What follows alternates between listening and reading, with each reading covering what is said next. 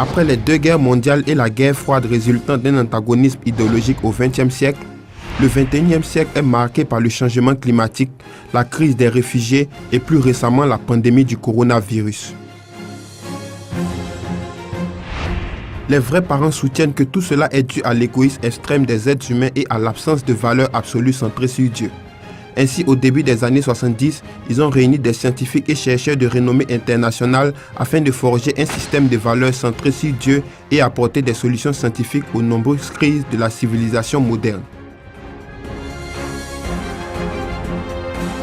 Près d'un demi-siècle après, à travers la création de l'Association internationale des intellectuels pour la paix, un réseau de solidarité constitué de savants et chercheurs a été mis en place pour le bonheur de l'humanité et la paix dans le monde.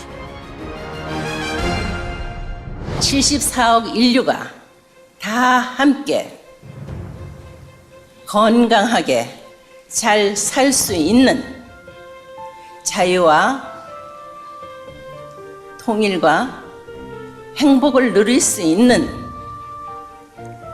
그러한 하나님을 중심한 인류 한 가족, 지상 천국을 만드는데 여러분의 노력이 절실히 필요하기 때문에 이 과학자들을 부활하고 있는 것입니다.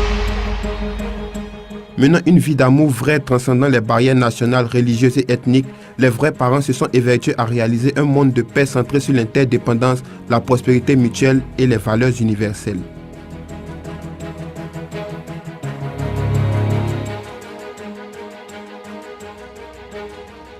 Afin d'y parvenir, les vrais parents ont priorisé l'émergence de la pensée de l'unification basée sur les principes unificationnistes.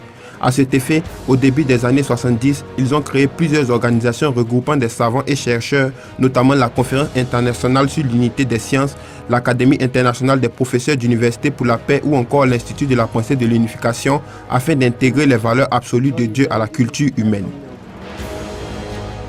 Par ailleurs, au début des années 80, lorsque l'Union soviétique était à son apogée, les vrais parents ont organisé un colloque mondial où a été proclamée la fin du communisme. Les thèses et documents de recherche publiés lors de cet événement demeurent les premiers matériels académiques au monde à avoir prédit la chute de l'Empire communiste soviétique. À travers cela, les vrais parents préparaient l'entrée dans une nouvelle ère où toute l'humanité est une seule famille unie en Dieu.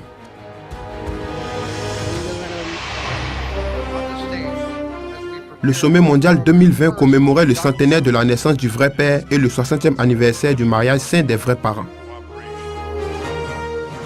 Lors de l'ouverture de ce sommet qui a réuni 120 anciens et actuels chefs d'État et de gouvernement et près de 7000 dirigeants de divers domaines, Dr Mario Molina, représentant le secteur universitaire, a ouvert la voie à un forum de discussion publique en exposant les problèmes du réchauffement climatique causé par l'activité humaine.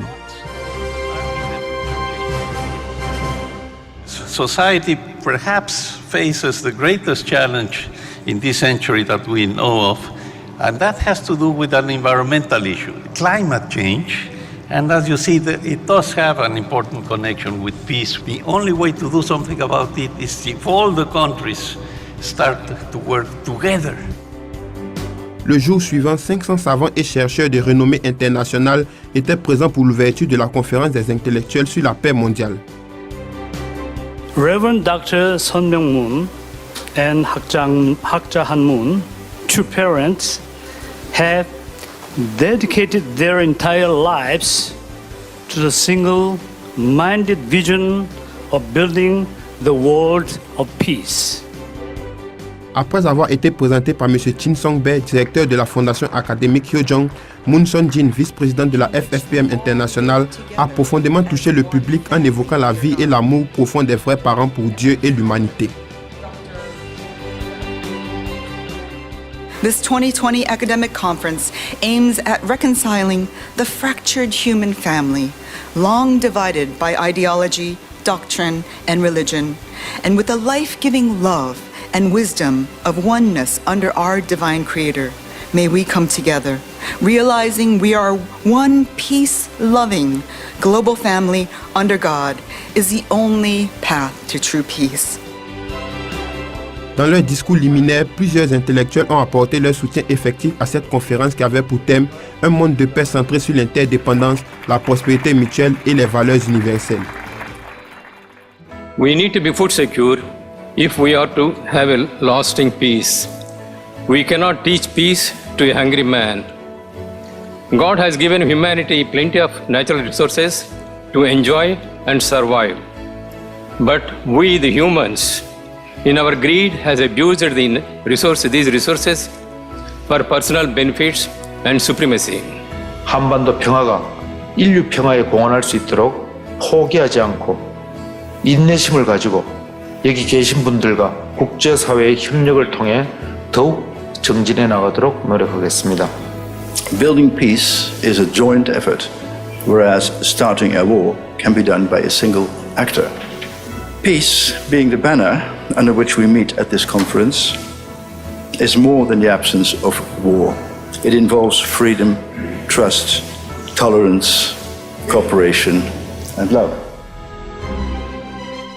Après la cérémonie d'ouverture, 4 commissions ont été créées afin de tenir des discussions et présenter les résultats d'études sur des sujets bien précis.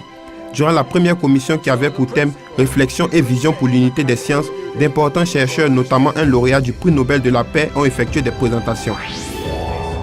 Dans la seconde, il était question d'une approche sociologique de la paix mondiale basée sur une nouvelle vérité qui pourrait unir la politique, la science et la religion.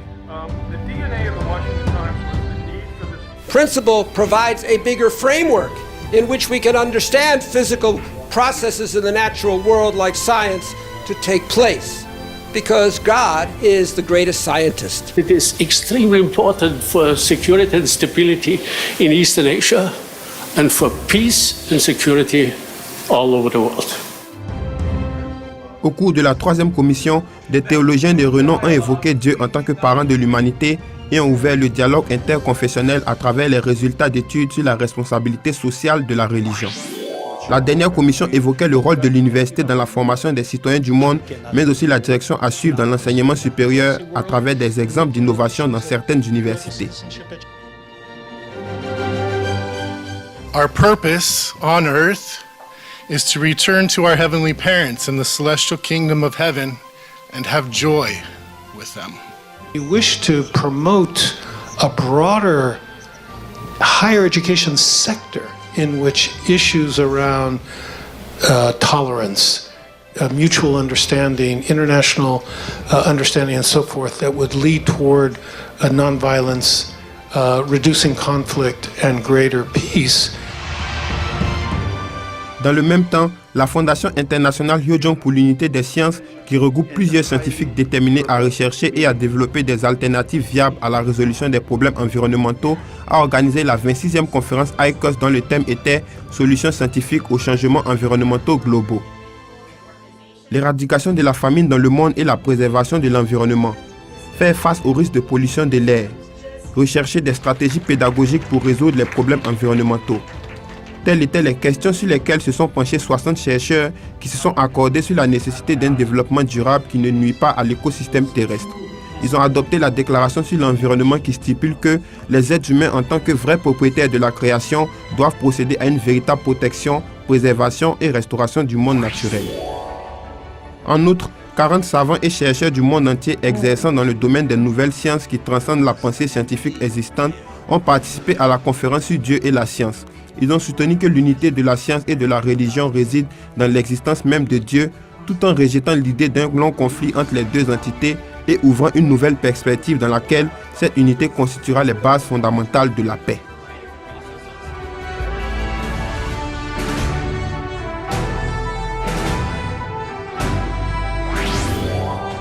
À la suite des discussions approfondies tenues dans les différentes commissions, les responsables ont présenté les conclusions finales. Ainsi, les conférences des intellectuels et d'ICUS, mais aussi celles sur Dieu et la science, se sont avérées être des plateformes scientifiques de standard international qui devraient accélérer la réalisation de la vision d'une seule famille unie en Dieu. Aujourd'hui, 500 savants et chercheurs composent l'AIP qui a été créé sous la bannière de la FPU et s'emploiera à mettre en place un réseau d'intellectuels à travers le monde. Les membres ont exprimé leur grande détermination à contribuer à la construction d'un monde de paix à travers leurs réalisations dans le domaine académique. La vie et les œuvres des vrais parents dans le domaine académique sont un héritage pour l'humanité et guideront les générations futures. Sous la vision d'une seule famille humaine sous Dieu, la sagesse et l'expérience acquises par ces intellectuels se reflèteront dans la vie et la culture des citoyens du monde entier.